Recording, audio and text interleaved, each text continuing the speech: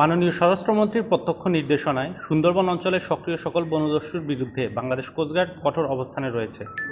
এর অংশ হিসেবে কোস্টগার্ডের নেতৃত্বে operation restore piece in Sundarban এবং অপারেশন ম্যানগ্রোভ শিল্ড নামে দুটি বিশেষ অভিযান পরিচালিত হচ্ছে।